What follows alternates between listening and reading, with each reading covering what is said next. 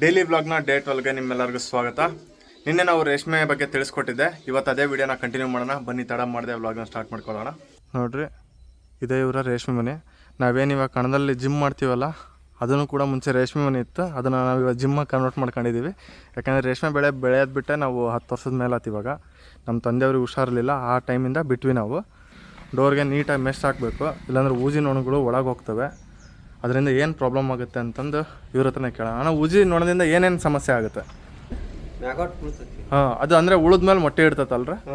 ಒಂದು ನೊಣ ಹೋತಂದ್ರೆ ಒಂದು 10 ಉಳಿದ ಮೇಲೆ ಜಾಸ್ತಿ. 10 ಉಳಿದ ಮೇಲೆ ಅದರಿಂದ ಮತ್ತೆ ಮೆಗಟಾಗಿ ಅದರಿಂದ ಮತ್ತೆ ಊಜಿ ನೊಣಗಳು ಒಂದು ಊಜಿ ನೊಣದಿಂದ 10 ಊಜಿ ನೊಣಗಳು ಆಗ್ತವೆ. ಆ 10 ಉಳಿದಿಂದ ಮತ್ತೆ 100 ಆಗ್ತವೆ. ಈ ಥರ ಮಲ್ಟಿಪ್ಲಿಕೇಶನ್ ಆಗ್ತಾ ಹೋಗುತ್ತೆ. ಹಾಗಾಗಿ ಊಜಿ ನೊಣಗಳನ್ನ ಆದಷ್ಟು ಅವಾಯ್ಡ್ ಮಾಡಬೇಕಂದ್ರೆ ಈ ಥರ ಮೆಸ್ಗಳನ್ನ ಕಟ್ಕೋಬೇಕು. ಕಿಟಕಿಗಳಿಗೆಲ್ಲ ಬಿಗಿ ಬಂದೋಬಸ್ತ್ ಮಾಡ್ಕೊಂಡಾರೆ. ನೋಡಿರಿ ಎಷ್ಟು ನೀಟಾಗಿ ಮೆಸ್ ಬಡ್ಕೊಂಡಿದ್ದಾರೆ. ಏನು ಒಂದು ಸಣ್ಣ ಹುಳನೂ ಕೂಡ ಒಳಗೆ ಹೋಗ್ಬಾರ್ದು, ಆ ಥರ ಮೇಂಟೈನ್ ಮಾಡಿದ್ದಾರೆ. ಬನ್ನಿ ಇವಾಗ ಒಳಗೆ ಹೋಗೋಣ. ಒಳಗೆ ಹೇಗಿದೆ ಅಂತ ತೋರಿಸ್ತೀನಿ. ಒಳಗೆ ಬಂದ್ವಿ. ನಮ್ಮದು ಏನು ಕಣದಲ್ಲಿ ರ್ಯಾಕ್ ಇದಾವಲ್ಲ, ಅದೇ ಥರ ರ್ಯಾಕ್ ಸಿಸ್ಟಮ್ಮು ನೀವು ನೋಡ್ಬೋದು. ಇಲ್ಲಿ ಆಲ್ರೆಡಿ ಇಲ್ಲಿ ಹುಳುಗಳಿದ್ದಾವೆ ನೋಡಿ. ಇದು ಇವಾಗ ಆಲ್ರೆಡಿ 4ನೇ ಜ್ವರ ಅಂತ ಹೇಳಿದ್ವಲ್ಲ. ಸೊ 4ನೇ ಜ್ವರ ಅಂದರೆ ಆಲ್ಮೋಸ್ಟ್ 20 ಡೇಸ್ ಆಗಿಬಿಟ್ಟಿದೆ ಇದಕ್ಕೆ. ಸೊ 20 ಡೇಸಲ್ಲಿ ಇಷ್ಟು ದೊಡ್ಡದಾಗುತ್ತೆ. ಸ್ಟಾರ್ಟಿಂಗ್ ತಂದಾಗ ಇರುವೆ ಇರುತ್ತಲ್ಲ, ಇರುವೆಗಿಂತ ಚಿಕ್ಕದಿರುತ್ತೆ ಇದು ಹುಳ. ಅಂಥದ್ದು 20 ದಿನದಲ್ಲೇ ಇಷ್ಟು ಬೆಳೆಯುತ್ತೆ ನೋಡಿ. ಎಲ್ಲ ರ್ಯಾಕ್ನಲ್ಲೂ ಕೂಡ ಹುಳುಗಳಿದ್ದಾವೆ. ಇವಾಗ ಇವಕ್ಕೆಲ್ಲ ಸುಣ್ಣ ಹೊಡೆದು ಅದಾದಮೇಲೆ ಸೊಪ್ಪು ಹಾಕ್ತಾರೆ. ಬೆಳಗ್ಗೆ 7 ಗಂಟೆ ಬಂದು ಸೊಪ್ಪು ಕೊಯ್ದು ಸೊಪ್ಪು ತಗೊಂಬಂದು ಮತ್ತೆ ಇದಕ್ಕೆ ಸುಣ್ಣ ಹಾಕಿ ಸೊಪ್ಪು ಹಾಕಿ ಆಮೇಲೆ ಮನೆಗೆ ಹೋಗಿ ಊಟ ಮಾಡಬೇಕು. ಇಷ್ಟೆಲ್ಲ ಇರುತ್ತೆ ರೈತರ ಸಮಸ್ಯೆ. ಹಾಂ, ಇಲ್ಲಿ ನೋಡಿ, ಇದ್ರ ಮೇಲೆ ತೋರಿಸಿದ್ದಾರೆ ನೀಟಾಗಿ. ಈ ಥರ ಹುಳ ರೇಷ್ಮೆ ಹುಳದ ಮೇಲೆ ಊಜಿ ಕುಂದಿರುತ್ತೆ. ಕುಂತ್ಕಂತಂದ್ರೆ ಅದು ಮತ್ತೆ ಮೊಟ್ಟೆ ಇಡ್ತದೆ. ಇಲ್ಲಿ ನೋಡಿ, ಇಲ್ಲಿ ಮೊಟ್ಟೆ ಇಡೋದನ್ನು ಕೂಡ ತೋರಿಸಿದ್ದಾರೆ. ಇದ್ರ ಒಳಗಡೆ ಮೊಟ್ಟೆ ಇಡ್ತಾವೆ ಅಂದರೆ ಅದರಿಂದ ಮೆಗಟಾಗುತ್ತೆ. ಈ ರೇಷ್ಮೆ ಹುಳು ಸತ್ತೋಗ್ಬಿಡುತ್ತವ. ಒಂದು ಹುಳ ಡ್ಯಾಮೇಜ್ ಆಯಿತು ಅಂದರೆ ಬೇರೆ ಹುಳಕ್ಕೆಲ್ಲ ಅದು ಆವರ್ಸ್ಕೊಂತ ಹೋಗುತ್ತೆ. ಇದಕ್ಕೆ ತುಂಬಾ ರೋಗಾಣುಗಳ ಕಾಟ ಇದ್ದೇ ಇರುತ್ತೆ. ಸೊ ಹಾಗಾಗಿ ಹುಷಾರಾಗಿ ಮೇಂಟೈನ್ ಮಾಡಬೇಕು. ನೋಡಿ ಎಷ್ಟು ಚೆನ್ನಾಗಿದೆ. ಹೆಲ್ದಿ ಆಗಿದ್ದರೆ ಈ ಥರ ಇರ್ತವೆ ಹುಳುಗಳು. ಹಾಂ, ಇದು ಕಾಯಿಲೆ ಐತಿ. ಈ ಹುಳುಗಳಿಗೆ ಕಾಯಿಲೆ ಐತಿ. ಏನು ಕಾಯಿಲೆ ಇರ್ಬೋದು ರೀ? ಇದು ಕೆಂಪು ಸಪ್ಪೆ ಅಂತ. ಕೆಂಪು ಸಪ್ಪೆ. ಹಾಂ ಹಾಂ ಹಾಂ. ಇದು ಸ್ವಲ್ಪ ದೊಡ್ಡದಾಗಲ್ಲ, ಇಷ್ಟ ಅದು. ಓಕೆ, ಇವು ಗೂಡು ಕಟ್ತಾವ್ರ? ಕಟ್ಟಲ್ಲ ಹಾಗೆ ಸತ್ತೋಗುತ್ತೆ. ಹಂಗ ಇದು ಈಟ ಸೊಪ್ಪು ತಿನ್ನೋದು ಸುಮ್ಮನೆ. ಓಕೆ, ರೇಷ್ಮೆ ಹುಳುಗಳಿಗೆ ತಂಪು ವಾತಾವರಣ ಇರಬೇಕು. ತುಂಬ ತಂಪಲ್ಲ, ಅಟ್ಲೀಸ್ಟ್ ರೂಮ್ ಟೆಂಪ್ರೇಚರ್ನ ಮೇಂಟೈನ್ ಮಾಡಬೇಕು. ಬೇಸಿಗೆ ಟೈಮಲ್ಲಿ ತುಂಬಾ ಕಷ್ಟ. ಆದರೆ ಇಲ್ಲಿ ತುಂಬಾ ಕೂಲ್ ಇದೆ ಈ ಮನೆ. ಹಂಗೆ ನೋಡ್ಕೊಂಡ್ರೆ ನೋಡಿ, ಈ ಥರ ಕಲ್ಲು ಇರುತ್ತೆ. ಸೋಸ್ಕೋಬೇಕು ಈ ಥರ ಸಣ್ಣ ಬರೋವರೆಗೂ. ನೋಡಿ, ಇವಾಗ ಈ ಥರ 3 ಪೌಡ್ರನ್ನ ಮಿಕ್ಸ್ ಮಾಡಿದ್ದಾರೆ. ಹಾಲು ಹುಳ ಅಂತ ಆಗ್ತವೆ. ಆ ಹಾಲು ಹುಳನ ತಡೆಗಟ್ಟೋಕ್ಕೋಸ್ಕರ ಈ ಪೌಡ್ರ್ ಹಾಕ್ತಾರೆ. ಅದೇ ರೀತಿಯಾಗಿ ಇದು ಕೆಂಪು ಸಪ್ಪೆ ಅಥವಾ ಇಲ್ಲಿ ನೋಡಿ, ಇದು ಹುಳ ಐತಲ್ಲ, ಕರಿಯಾಗಿ ಸತ್ತೋಗ್ಬಿಡುತ್ತೆ. ಸೆಟೆ ರೋಗ ಬಂದು ಸತ್ತೋಗ್ಬಿಡುತ್ತೆ. ಆ ಥರ ಇದನ್ನ ಅವಾಯ್ಡ್ ಮಾಡೋದಕ್ಕೆ ಇವಾಗ ಇದು ಪೌಡ್ರ್ ಕೊಟ್ಟಿದ್ದಾರೆ. ಅದೇ ರೀತಿಯಾಗಿ ಇವಾಗ ಇಲ್ಲೇನಿದೆಯಲ್ಲ, ಇದು ಊಜಿ ನೊಣ. ಈ ಊಜಿ ನೊಣದಿಂದ ಕಾಪಾಡ್ಕೊಳಕ್ಕೆ ಈ ಪೌಡ್ರನ್ನ ಉಪಯೋಗಿಸ್ತಾರೆ. ಹುಳ ಹಾರ್ಡ್ ಆಕತಿ. ಹಾಂ ಹಾಂ ಹಾಂ. ನೊಣ ಹಿಂಗೆ ಮ್ಯಾಲೆ ಕುಂತ್ರು ಇದಕ್ಕೇನಕತಿ ಮೊಟ್ಟೆ ಇಡೋಕ್ಕಾಗಲ್ಲ. ಇಲ್ಲಾಂದರೆ ಆ ಮೊಟ್ಟಿನ ಒಳಗೆ ಕಳಿಸ್ಬಿಡ್ತದೆ. ನೋಡಿ, ಆ ಔಷಧಿಗಳ್ನ ಹಾಕಿ ಈ ಥರ ಮಿಕ್ಸ್ ಮಾಡ್ಕೊತ ಇದ್ದಾರೆ. ನೀಟಾಗಿ ಮಿಕ್ಸ್ ಆಗಬೇಕದು. ನೀಟಾಗಿ ಮಿಕ್ಸ್ ಆದ ನಂತರ ಇವಾಗ ಔಷಧಿ ಹೊಡ್ಯಕ್ಕೆ ಸ್ಟಾರ್ಟ್ ಮಾಡ್ತಾರೆ. ಇವಾಗ ಇವರು ಏನು ಬೆಳೀತಾ ಇದ್ದಾರಲ್ಲ, ಈ ಬೆಳೆಗೆ ಕರೆಕ್ಟಾಗಿ 800 ರೂಪಾಯಿದಂಗೆ ಸಿಕ್ಕರೆ 200 ಲೆನ್ಸೇ ಇಟ್ಕೊಳ್ಳಿ ನೀವು. 35ರಿಂದ 40 ದಿನಕ್ಕೆ 1,20,000 ತೆಗಿತಾರೆ. ನೀವು 2 ಲಾಟ್ ಮಾಡ್ಕೊಂಬಿಟ್ರೆ 40 ದಿನಕ್ಕೆ ಒಂದೊಂದು ಲಾಟ್ ಆಗುತ್ತೆ. ಆವಾಗ ರೈತರು ಯಾರು ಕೂಡ ಪರದಾಡ ಅಂತ ನೆಸಿಟಿ ಇರೋಲ್ಲ. ಆದರೆ ಇಳುವರಿ ಕೂಡ ಅದೇ ರೀತಿಯಾಗಿ ಬರಬೇಕು.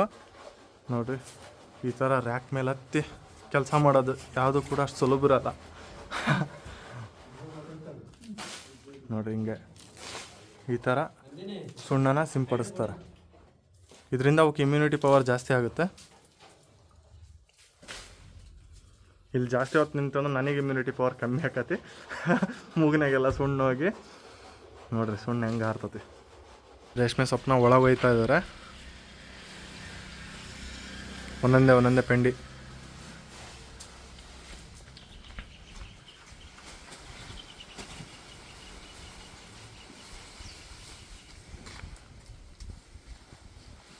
ನೋಡಿ ಪೆಂಡಿ ತಗೊಂಬಂದು ಅಲ್ಲಿಂದ ಇಲ್ಲಿವರೆಗೆ ಹಿಂಗೆ ಇಟ್ಕೊಂತ ಬಂದಿದ್ದಾರೆ ಹಗರಾಗಲಿ ಅಂತಂದು ಒಂದೊಂದೇ ಪೆಂಡಿ ಒಯ್ಯೋದೇನಂತಂದು.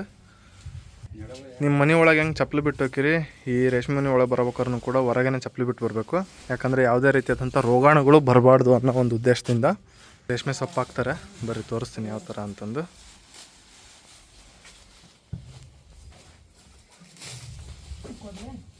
ಈ ಥರ ರೇಷ್ಮೆ ಸೊಪ್ಪು ಹಾಕ್ಕಂತ ಬರ್ತಾರೆ.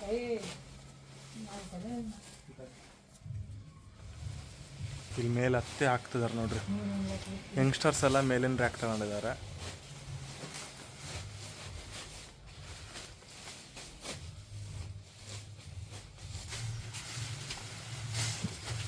ನೋಡ್ರಿ ಈ ಅಣ್ಣಾರು ಸೊಪ್ಪು ಕೊಟ್ಕೊಂತಾನೆ ಸೊಪ್ಪು ಹಾಕ್ತಿದ್ದಾರೆ.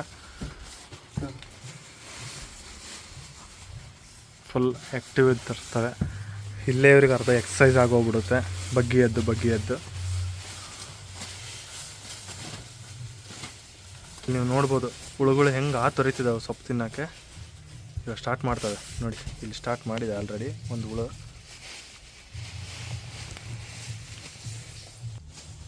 ಈ ಸೊಪ್ಪು ಹಾಕೋದೆಲ್ಲ ಮುಗಿದ್ಮೇಲೆ ಇಲ್ಲಿ ಸೊಪ್ಪು ತಿನ್ನೋದು ಕೂಡ ಸೌಂಡ್ ಬರುತ್ತೆ, ಕರ ಕರ ಕರ ಕರ ಅಂತೇಳಿ.